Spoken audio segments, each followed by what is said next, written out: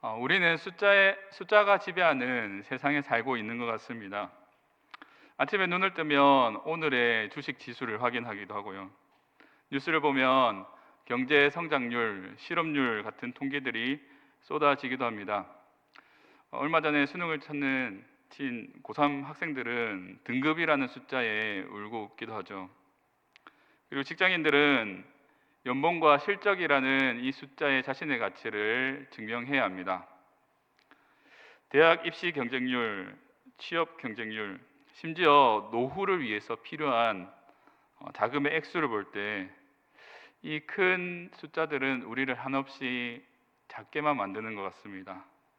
나는 가진 것이 이것밖에 없는데 세상에서 요구하는 숫자는 정말로 큰 것 같습니다. 이런 생각을 하면 우리는 무기력해질 수밖에 없죠. 역사를 돌아봐도 숫자는 곧 힘이었습니다. 고대 전쟁에서 병력의 수는 승패를 결정짓는 중요한 요소였습니다. 우리가 잘 아는 영화 300이라는 그 영화의 배경이 된 테르모필레 전투가 있었습니다. 스파르타 정예용사 300명이 페르시아 100만 대군을 막아섰던 그런 전투입니다. 그들의 용기는 전설이 되었습니다. 그런데 냉혹한 역사의 기록은 전멸로 기록되어 있습니다. 아무리 일당백의 용사라고 하더라도 압도적인 수적 열세를 뒤집는 것은 불가능한 현실입니다. 그런데 오늘 우리가 펼친 성경 본문은 이 불가능을 가능으로 바꿔준 역설적인 사건을 기록하고 있습니다. 기드온이라는 이 사사가 이끄는 이스라엘 군대 300명이 미디안 연합군 13만 5천 명을 이긴 사건입니다. 이스라엘 군사들은 처음에는 3만 2천 명이 있었습니다. 적군인 미디안 연합군은 13만 5천 명입니다. 이미 1대 4의 싸움이죠. 불리한 싸움입니다. 하나님께서는 이 병력을 줄이셨습니다. 2만 2천 명을 돌려보내시고 남은 10,000명이 남았습니다. 근데 또 9,700명을 돌려보내셨습니다. 결국에는 남은 것이 단 300명입니다. 300명과 13만 5천 명. 계산해보면 1대 450의 싸움이죠. 군사학적으로 보면, 아니 상식적으로 보더라도 이건 결코 이길 수 없는 전투입니다. 더욱 충격적인 사실은 이 숫자를 줄이는 것이 기드온의 실수가 아니었다는 사실입니다. 하나님께서 의도적으로 주도 면밀하게 이것을 만드셨다는 사실입니다. 기드온이 하나님, 병력이 너무 적어서 불안합니다, 이렇게 기도한 것이 아니라 하나님께서 기드온에게 병사들이 많으니까 그 숫자를 줄여라 라고 말씀하고 계십니다. 도대체 하나님 왜 그러실까요? 왜 당신의 백성을 이렇게 벼랑 끝으로 몰고 가시는 걸까요? 오늘 이 말씀은 단순히 옛날 전쟁 이야기가 아닙니다. 거대한 세상의 숫자 앞에서 작아져만 가는 우리를 향해서 외치는 하나님의 강력한 말씀입니다. 하나님은 오늘 우리에게 숫자에 속지 말라라고 말씀하십니다. 오늘 말씀을 통해서 약한 자를 들어 강하게 하시는 그 하나님의 은혜를 함께 묵상하려고 합니다. 먼저 첫 번째로, 하나님은 우리의 자만이 아닌 겸손을 통해서 일을 하십니다. 첫 번째로 우리가 본문을 통해서 주목해야 할 점은 하나님이 3만 2천 명을 300명으로 줄이신 그 이유에 집중할 필요가 있습니다. 본문 1절에 보시면 기드온과 이스라엘 백성들이 하롯샘 곁에 진을 쳤다라고 기록하고 있습니다. 그 이전에 한 7년 동안 미디안으로부터 끊임없이 괴롭힘을 받았습니다. 쌀과 보리와 곡식들을 다 빼앗기고 동굴에 숨어 살던 그런 이스라엘이었습니다. 미디안에 대항하기 위해서 용기를 내어서 모인 숫자가 3만 2천 명입니다. 사실 이것도 기적입니다. 이스라엘이 패잔병같이 숨어서 살았는데 독립을 위해서 그냥 참다가 도무지 못 견뎌서 모였다는 이 숫자가 정말 대단한 숫자입니다.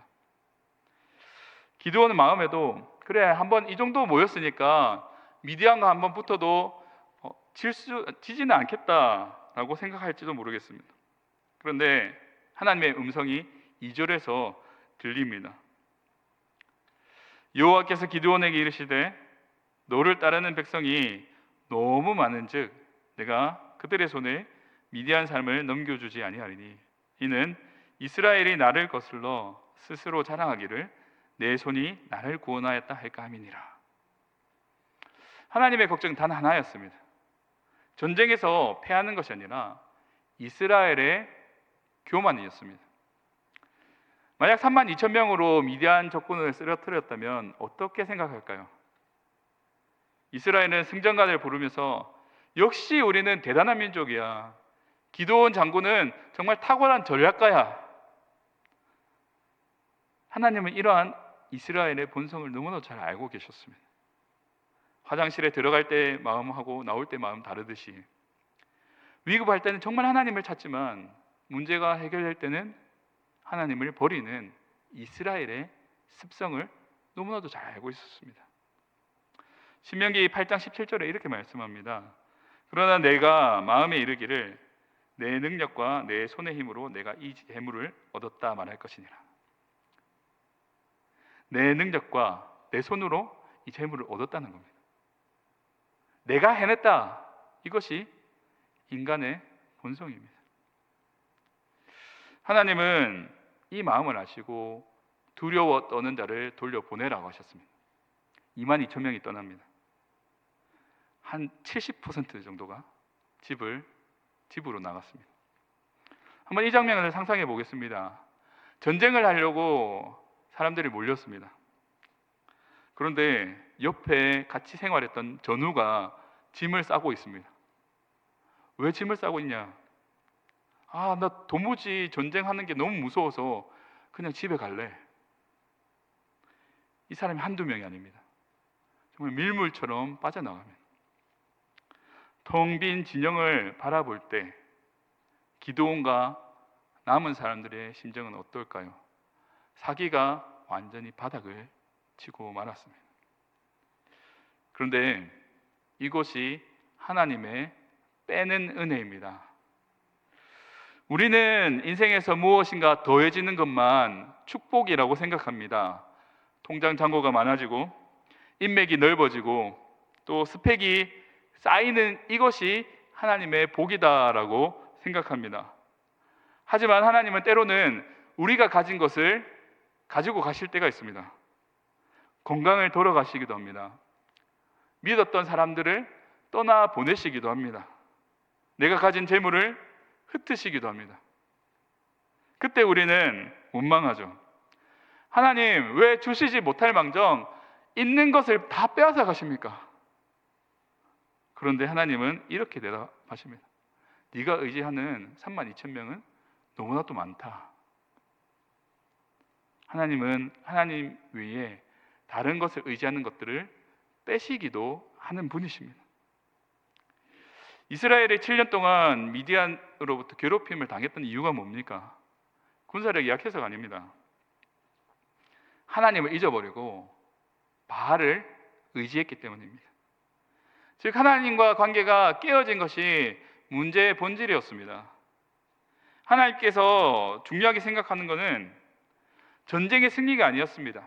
이스라엘이 하나님께로 돌아오는 것을 중요하게 생각하셨습니다. 자신들이 힘으로 이겨서 승리하는 것은 차라리 패배하는 것만 못하는 거죠. 그래서 하나님께서는 이스라엘의 힘을 빼고 계십니다. 사랑하는 성도 여러분, 오늘 지금 우리가 의지하고 있는 이 32,000명이 무엇입니까?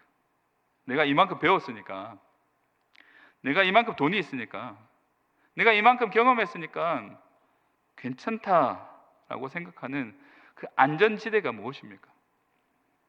하나님은 때로는 그것들을 완전히 흔들어 버리십니다. 22,000명을 떠나 보내실 때가 있습니다. 그때 우리는 두려워하지 말아야 합니다. 하나님이 우리를 버리신 것이 아니라 진짜 승리를 위해서 우리의 힘을 빼고 계시는 겁니다. 나는 부족합니다. 하지만 하나님은 충분하십니다. 이 고백이 나올 때까지 하나님은 기다리고 기다리십니다. 우리의 자만이 깨어지고 엄존한 견손으로 하나님만 바라볼 때 비로소 그때에 하나님의 역사가 시작될 줄을 우리는 믿어야 합니다. 하나님의 역사를 믿으시는 저와 여러분 되시기를 간절히 소원합니다. 두 번째로 하나님은 자격 없는 자를 선택하셔서 전적인 은혜로 일하십니다. 22,000명이 떠나고 10,000명이 남았습니다. 인간적으로 보면 이 10,000명도 미디안과 싸워서는 결코 터무니없는 숫자입니다. 그런데 하나님은 기드온에게 충격적인 말씀을 하십니다. 기드온아, 그래도 숫자가 많다. 하나님은 이들을 물가로 데려가서 시험을 하시죠.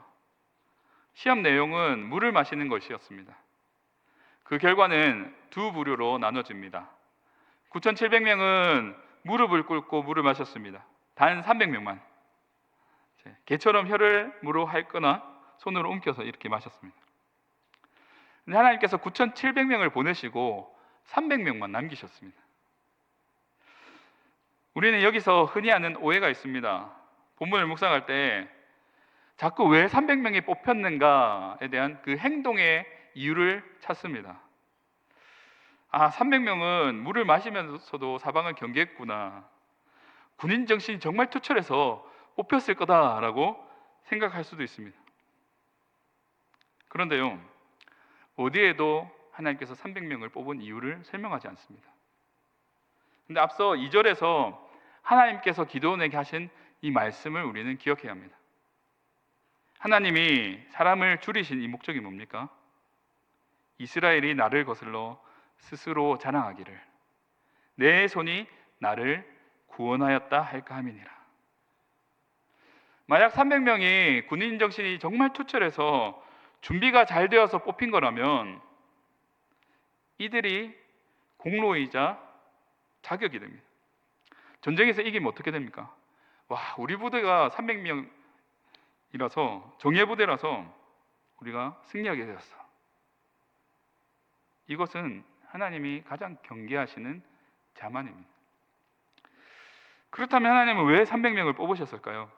이유는 단순합니다. 이들이 소수이기 때문입니다.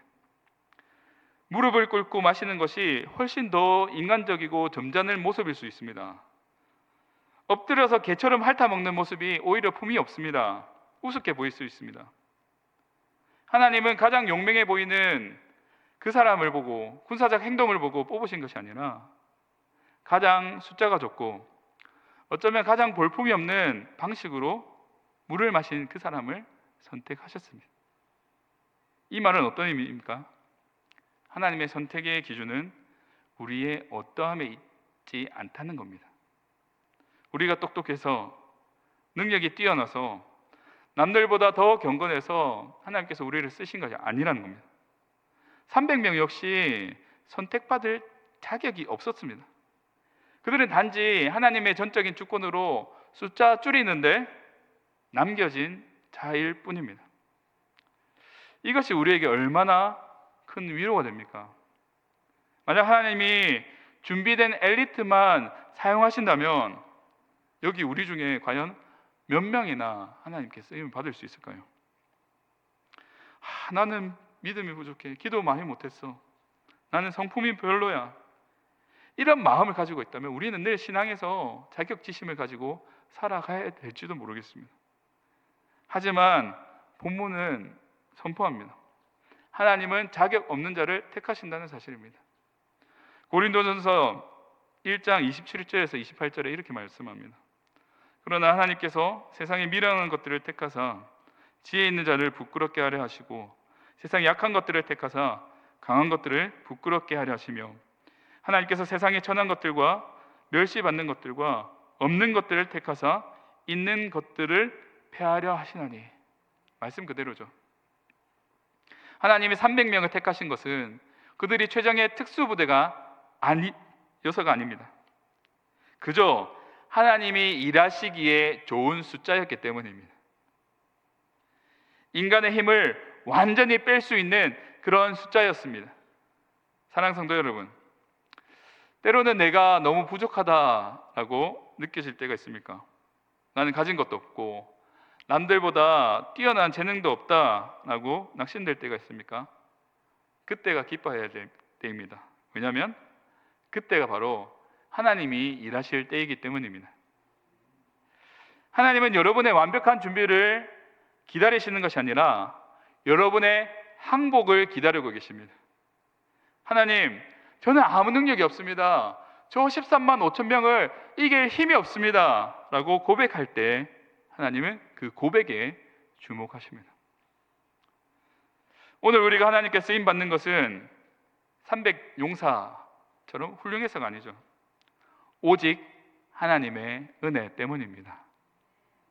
내세울 것 없는 우리를, 자격 없는 나를 택하셔서 하나님의 위대한 역사를 써내려 가시는 그 하나님을 우리는 찬양해야 합니다.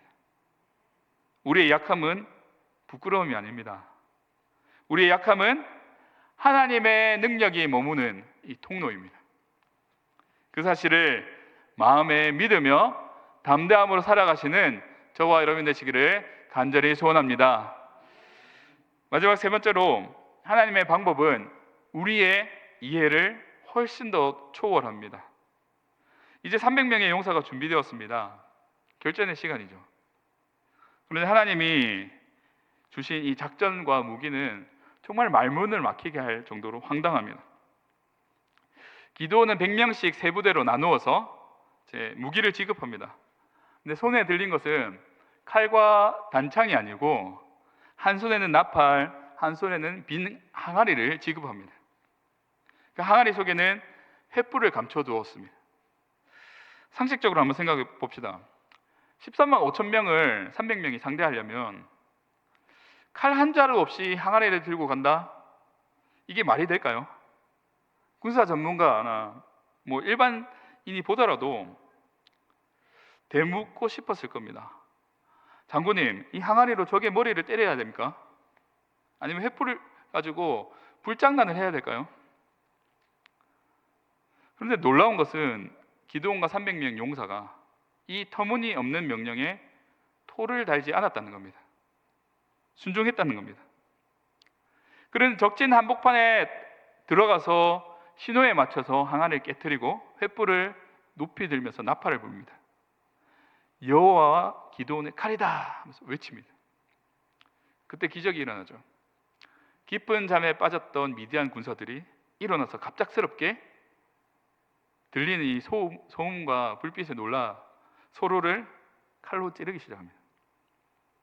성경은 분명하게 기록하고 있습니다. 22절 말씀입니다.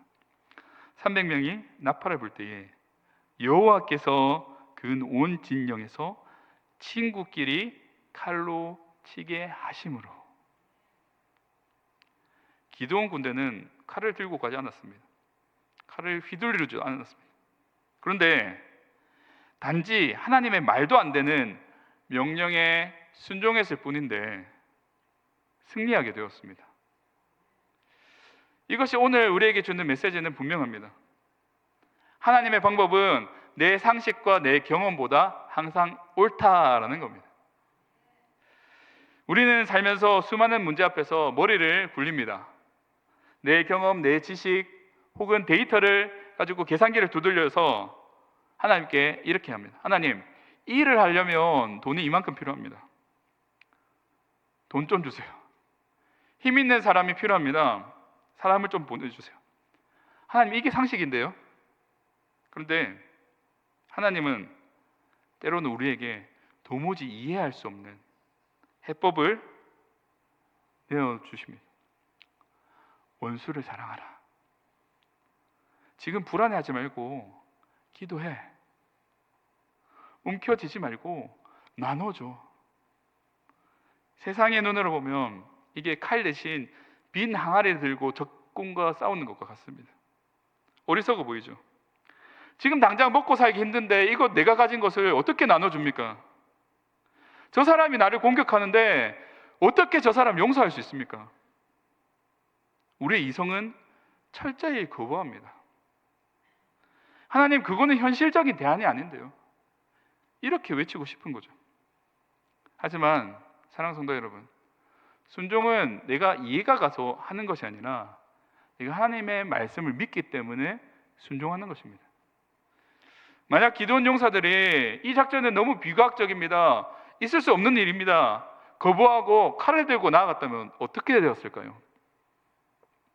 13만 5천 명의 전멸을 당했을 겁니다. 내 손에 익숙한 칼을 내려놓고 하나님께서 주신 빈 항아리를 들고 갔었기 때문에 이스라엘 백성들은 승리할 수 있었습니다. 나만 장군을 한번 생각해 봅시다. 문둥병을 고치러 엘리사에게 갔습니다. 근데 엘리사는 그냥 요단강 가서 7번 씻으라라고 말을 합니다. 나만은 화가 났죠. 내가 내 병을 고치려고 선지자한테 갔는데 선지자가 나와서 그냥 어루만져주고 기도를 해주면 나을 건데 왜 저기 조그마한 강에 들어가서 몸을 씻으라고 하냐? 차라리 집에 갈래. 그의 상식으로는 도무지 이해할 수 없는 것이었습니다.